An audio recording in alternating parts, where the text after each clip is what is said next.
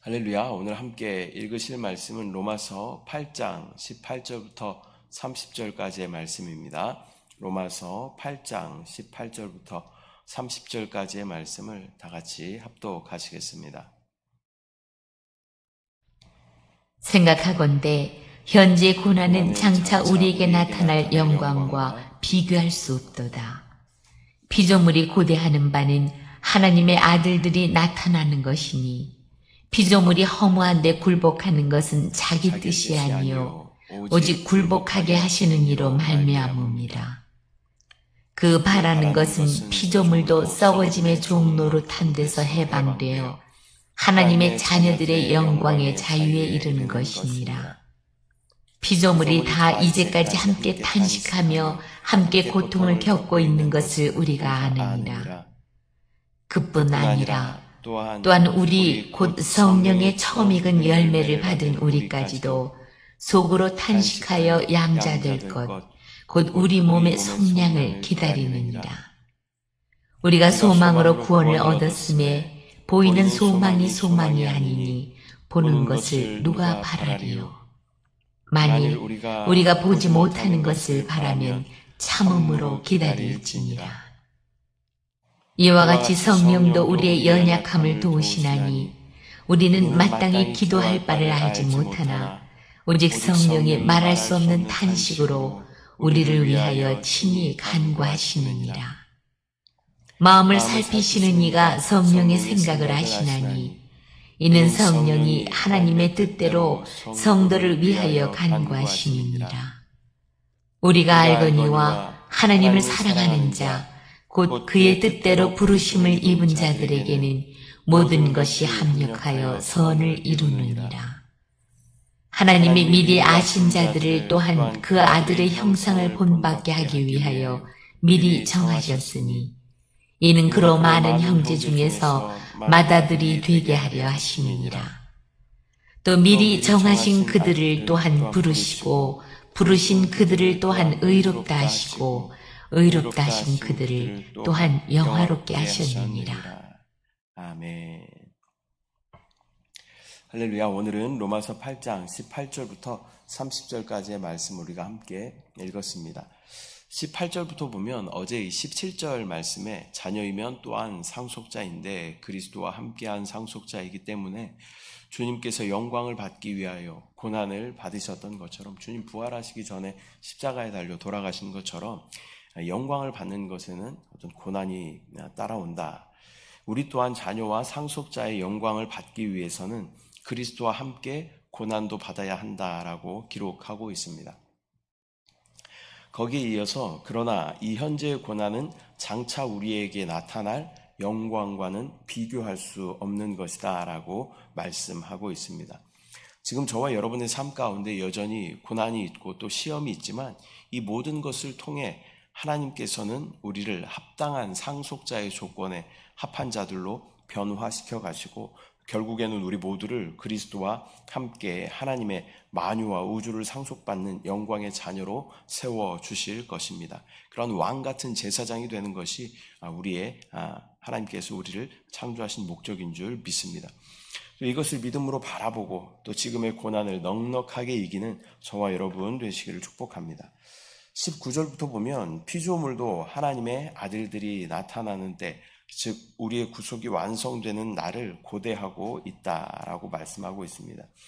아담의 범죄로 말미암아 피조물은 썩어짐의 종로로 탈 수밖에 없는 상황이 되었습니다. 그러나 구속자이신 예수 그리스도의 구속의 은혜로 말미암아 우리는 그 저주에서 해방되고 또 피조물을 향한 저주도 거치게 되었고 또 죽을 운명에 처해 있던 인간과 함께 영원히 멸망받을 수 없던 그 피조물에도 회복의 문이 열리게 된 줄 믿습니다. 첫사람 아담의 타락은 모든 피조물에게도 저주를 가져왔습니다. 이 남자들에게 온 저주는 무엇이냐면 이 소산을 먹기 위해서는 땀을 흘려야 수고하여야 그 소산을 먹는 것이 남자들에게 임한 저주입니다. 또 여자들에게 임한 저주는 해산의 고통을 크게 할 것이다 라고 말씀하고 있습니다. 다른 동물들은 이렇게 그 새끼를 낳는 것에 그렇게 힘겨워하지 않습니다. 그러나 이 사람은 이 여성들은 이 자녀를 낳는 것에 굉장히 이렇게 힘든 그러한 수고가 있어야 또 자녀를 낳게 되는 것입니다. 또한 땅은 저주를 받아서 가시와 엉겅퀴를 내어서 땅의 소산을 충만히 낼 수 없게 된 이것이 인류에게 또 모든 만물에 또 주어진 저주였다라는 것을 우리는 기억해야 합니다. 그러나 구속의 주님으로 말미암아 또 인류와 모든 피조물은 살 길을 다시 얻게 되었고 결국에는 새 하늘과 새 땅과 새 예루살렘으로 새 창조를 누리게 되는 줄 믿습니다. 23절부터 보면 성령께서 옛시대와 새시대 사이의 확실한 보증이 되어주셔서 오늘날 주를 위해 고난받는 성도들은 확실한 몸의 부활을 소망할 수 있게 되었습니다. 주 예수 그리스도께서 부활의 첫 열매가 되셨기 때문에 그리스도의 영을 가진 믿음의 사람들은 부활의 몸을 입게 될 줄 믿습니다. 주님께서 우리의 부활의 첫 열매가 되십니다. 주님 안에 우리가 있으면 우리는 부활의 영광에 참여할 뿐만 아니라 영광스러운 부활의 몸을 입게 될 것입니다.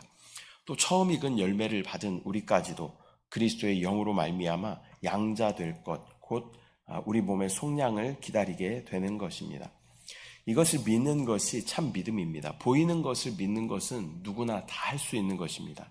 진정한 믿음은 보이지 않는 것을 믿는 것이 진짜 믿음입니다. 우리가 믿는다라고 이야기하는 것은 보이지 않는 것을 믿는 믿음을 의미하는 것입니다.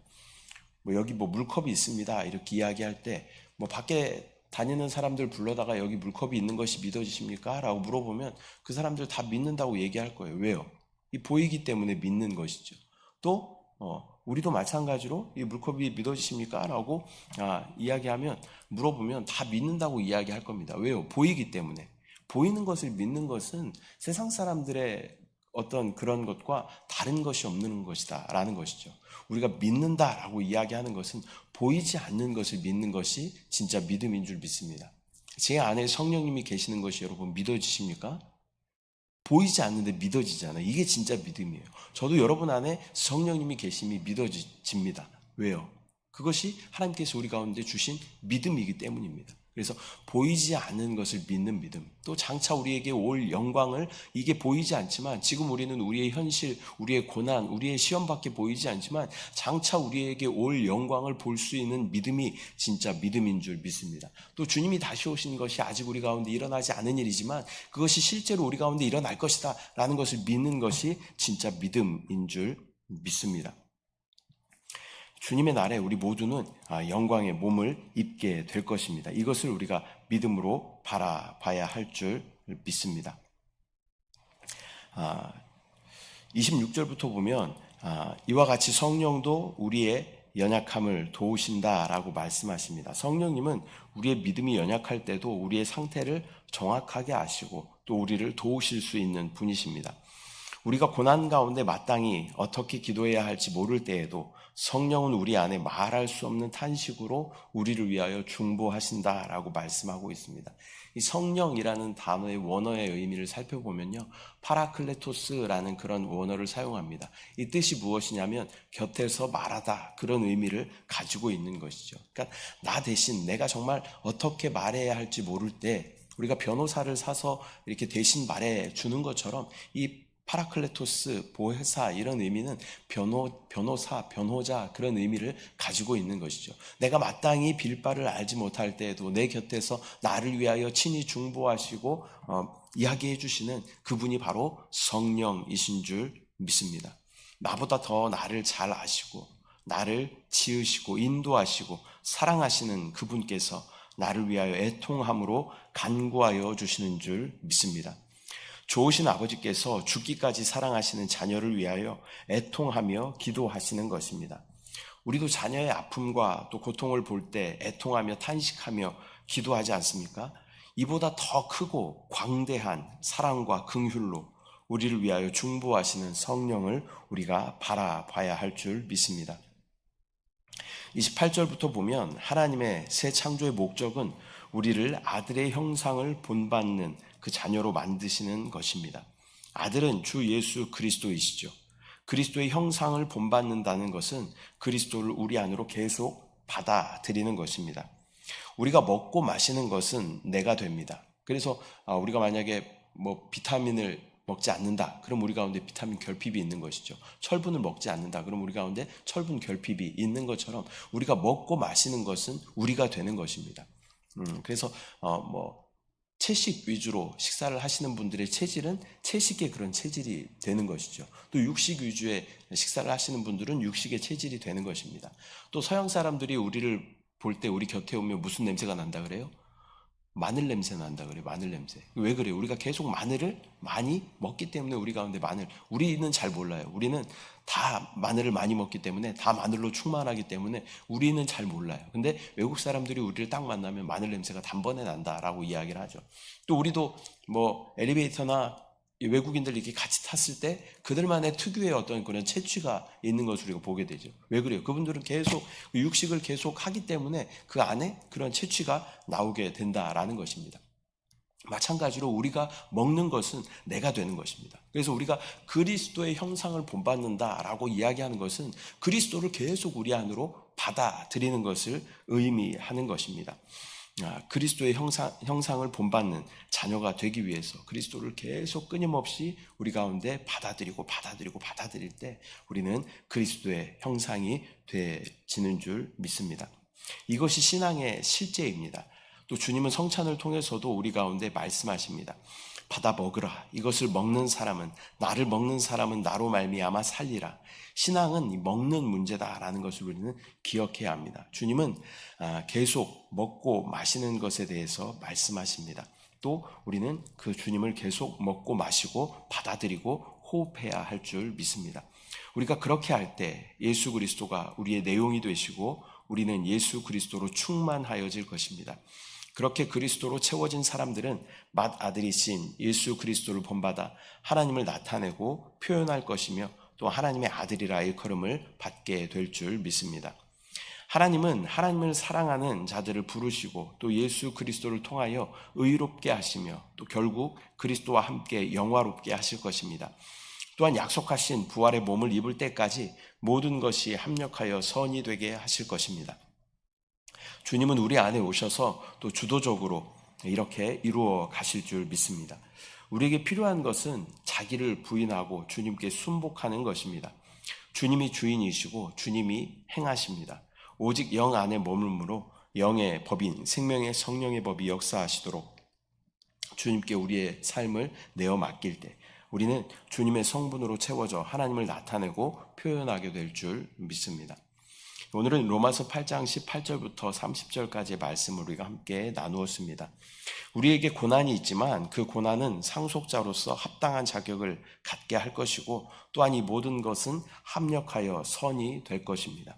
또한 우리에게 처음 익은 열매이신 그리스도를 계속 받아들이므로 우리 역시 하나님의 거룩한 자녀가 됨을 함께 나누었습니다. 신앙의 핵심은 이 먹는 문제입니다. 육신에 먹는 것이 아니라 예수 그리스도를 계속하여 우리 안으로 받아들이는 문제다라는 것입니다. 주님으로 충만하여져서 또 주님이 사시고 또 주님이 나타나시고 결국 하나님의 형상과 주권을 회복하고 주님을 사는 것이 신앙 생활인 줄 믿습니다. 하나님께서는 우리를 부르시고 또 부르신 우리를 의이신 그리스도로 말미암아 의롭다 여겨주시고 또 의롭다 부르신 우리를 예수 그리스도의 형상으로 변화시켜 주셔서 그리스도의 영광에 참여하게 하시는 것이 하나님의 계획과 목적이다라는 것을 우리는 깨닫고 오직 주님으로만 반응하는 저와 여러분들 되시기를 축복합니다.